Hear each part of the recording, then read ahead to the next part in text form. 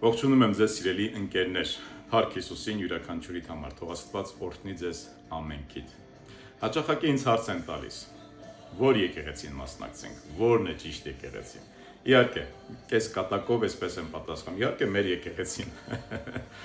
Բայց ուզում այսօր փոքր անդրադառնալ, արդյոք անհրաժեշտ է մասնակցել եկեղեցի եւ որ եկեղեցին է ճիշտ, որ մենք մասնակցենք այնտեղ։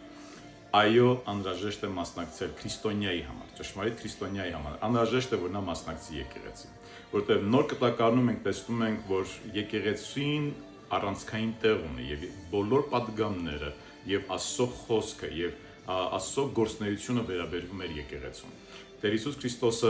հիմնեց եկեղեցին եւ այս եկեղեցին պատկանում է Տեր Հիսուս Քրիստոսին եւ գրված է, որ մեկտեղ հավաքվելը մի թողեք, այսինքն մասնակցեք շարունակաբար, մասնակցեք եւ տեսնում ենք, որ նոր կտականում եկեղեցական կյանք գոյություն ուներ։ Մարդիկ ամեն օր հավաքվում էին, ամեն օր աղոթում էին, ամեն օր խոսքեր քարոզվում, երգում էին, հաղորդության էին մասնակցում եկեղեցական կյանք եւ եթե մեկը դառնում էր քրիստոնյա,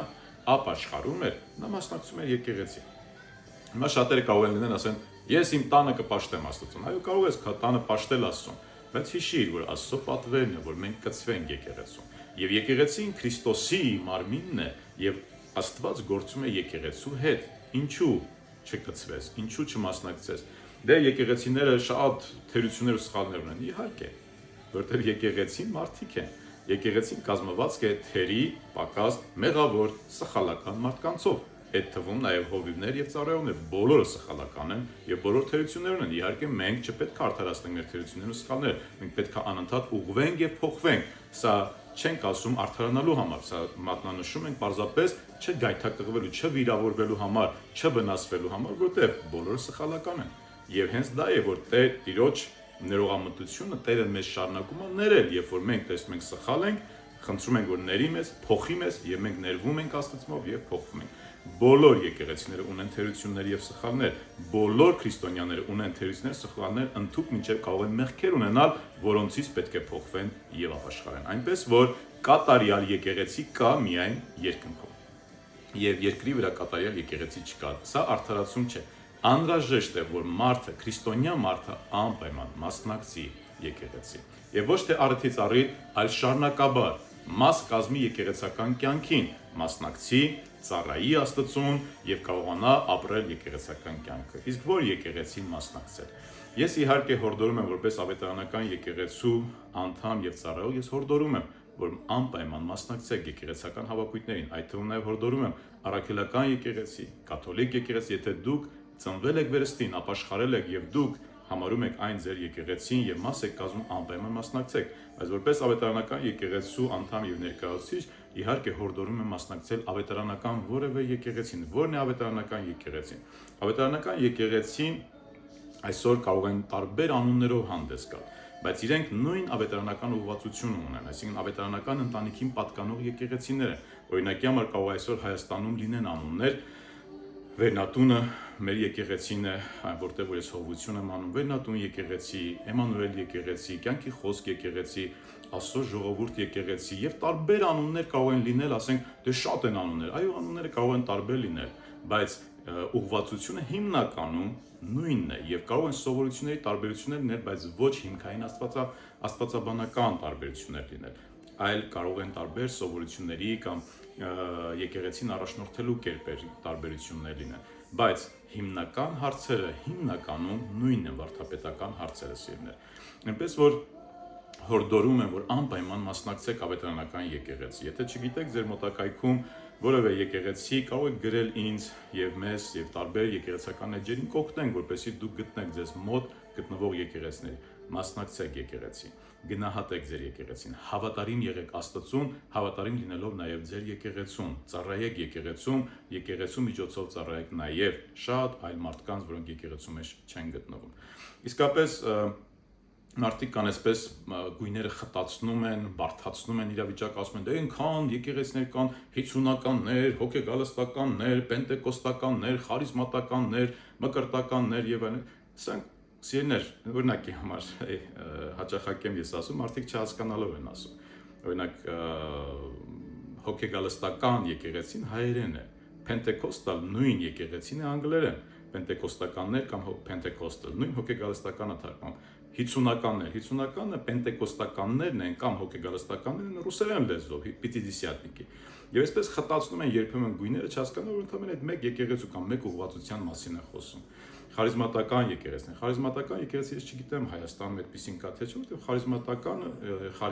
խարիզմա բառը դա նշանակում է պարգևներ, պարգևների դրսևորում, այսինքն բոլոր եկեղեցիները պետք է ունենան պարգևների դրսևորում, Սուրբ Հոգու պարգևների, Աստծո պարգևների, օրինակի համար եկեղեցիներում հաճախակի դուք կարող եք լսել, որ մարդիկ վկայում են, որ իրենք հիվանդությունից բժշկվել են։ Կարող եք լսել, որ իրենք գնացին եկեղեցի եւ քարոզիչը խոսք էր խոսում ու կարծես թե իրան կյանքի մասին էր խոսում, այնքան դիպուկ էր, կամ որևէ մեկ իր համար աղոթք արեց եւ ասեց Աստված խոսք ունի քեզ համար եւ ինքը քարոզիչը կամ եկեղեցու անդամը ասում է թե Աստված ինչ է ասել, ու այս մարդը շոկի է ենթարկվում, ոնց դու գիտես իմ սրտի եղած գաղտնիքը։ Իհարկե Աստված գիտի, մենք չգիտենք։ Սրանք պարգևներ են, որ դրսևորվում են,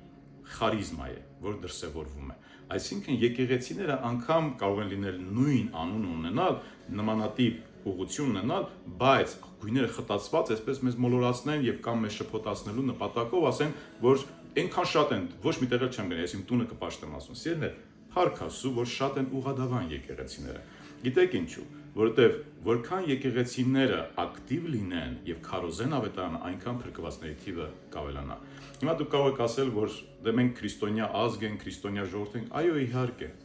բայց մի հատ նայեք ձեր կյանքը եւ նայեք ձեր շուրջը։ Իրականում ապրում եք քրիստոնեական կյանքով։ Իրականում կարդում եք Աստվածաշունչ։ Իրականում հետևում եք Աստվածաշնչյան կանոններին, թե ոչ։ Միթե քրիստոնյա լինելը կամ քրիստոնյա անունը ունենալը կփրկի մեզ չարից, դժոխքից, մեղքից, իհարկե ոչ։ Ամբողջ կյանքը ապրում է հայ մարդը, քրիստոնյա կոչված հայ մարդը, ապրում է մեղավոր կյանքով ծառայելով սատանային։ Ինքը չի ուզում ծառայի սատանային, բայց իր գործերը ցույց են տալի, որ ինքը ծառայում է սատանային։ Օրինակի համար, ինքը խաբում է, որը սատանայական ստության հայրը սատանան է։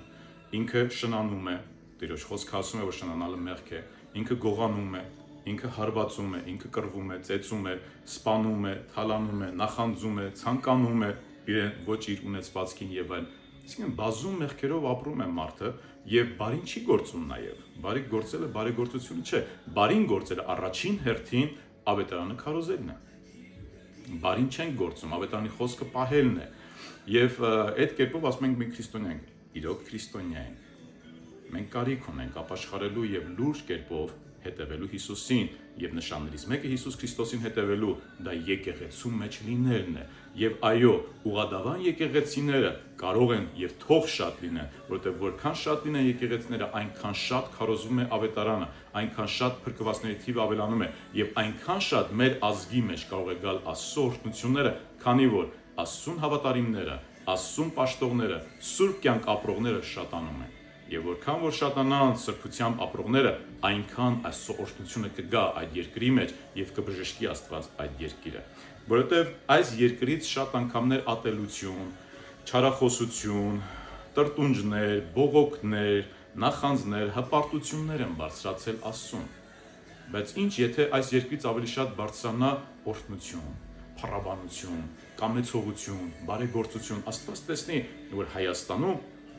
ավելի շատ աղոթքներն են, քան թե հայոյությունները, ավելի շատ օրհնություններն են, քան թե անեծքները, ավելի շատ կամեցողությունն է բարին մարդուն, քան թե չկամությունը, նախանձը, ավելի շատ խոնարհությունն է Հայաստանում տիրում, քան թե հպարտությունն ու գոռոզությունը։ Ու ես վստահ եմ, որքան շատանան ճշմարիտ քրիստոնյաները, ոչ թե անունով, այլ կյանքով քրիստոնյաներ, այնքան Աստծո օրհնությունը ավելին կլինի այս երկրի մեջ, այնպես որ ուղղադավան եկեղեցիները որքան շատ լինեն, այնքան նաև տարբեր ոչ ուղղադավան, աղանդավորական տարբեր կառույցները կարող են ուղղակի ցածրանալ, փոքրանալ եւ իրենց տեղը զիջել ճշմարիտ եւ ուղղադավան ավետարանական եւ ուղղադավան բոլոր ուղղափառ եւ բոլոր եկեղեցիներին, որոնք որ իսկապես քարոզում են Քրիստոս եւ ընդունում են սուրբ երրորդությունը եւ ընդունում են սուրբ ավետարանը։ Այնպես որ սիրելիներ, մասնակցեք եկեղեցի, հետևեք։ Մեր եկեղեցում, օրինակ, եթե ապրում եք մոտակայքում կամ Երևան քաղաքում, հրավիրում ենք մասնակցելու եկեղեցական հավաքույթներին։ Վերնատուն եկեղեցում մեր հավաքույթները լինում են ժամը 11-ին, ժամը 3:30, Նուբարաշենում կրկին Վերնատուն եկեղեցում ժամը 11-ին, Կենտրոնում Թումանյան 23 հասցեում 5:30 ունենք Կիրակի օրը ժողովներ, կան նաև Չարենցավանում, Ձորախբիրում եւ տարբեր վայրերում կարող եք գրել մեզ եւ ունենք տարբեր ամբողջ Երևանով մեկ տնային խմբակներ, այնպես որ օրինակ մեզ համար ես կարող եմ ասել հասցեն վայրը եւ այլ եկեղեցիներում, այլ տեղերում որ ապրում եք կրկին կարող են օգնել որպեսզի մասնակցեք անպայման, բայց մասնակցեք եւ մաս կազմեք Քրիստոսի ճշմարիտ եւ սուրբ եկեղեցուն եւ թող Աստված օրհնի բոլորին, ովքեր որ ճշմարտությամբ ապաշխարել են եւ ապրում են քրիստոնեական կյանքով։ Իմացեք, որ քրիստոնեությունը անուն չէ, այն կյանք է եւ քրիստոնեական կյանքը այն պետք է արտացոլվի, այն միայն չենք պահում մեր սրտում, այն պետք է արտացոլվի, այն պետք է երևա եւ առաջին գործոններից մեկը քրիստոնյայի երևում է եկեղեցի մասնակցելով։ Տեր օրհնի բոլորիդ, թող Աստված օրհնի բոլորիդ եկեղեցիները եւ թող Աստված զորացնի Հայաստանյաց բոլոր եկեղեցիները եւ բոլոր եկեղեցիները թող քարոզեն Հիսուս Քրիստոս, խաչյալ Հիսուս Քրիստոս եւ հարություն առած Հիսուս Քրիստոս։ Տեր օրհնի, ամեն։